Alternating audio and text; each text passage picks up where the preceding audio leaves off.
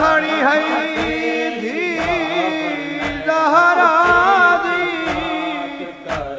हे खाक नशे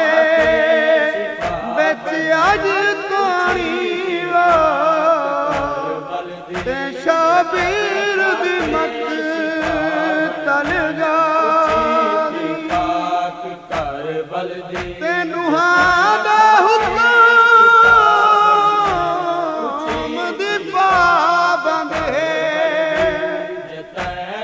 जागीर जो कर व बलाद तू ज़ाहिर थी रे सांझिए वो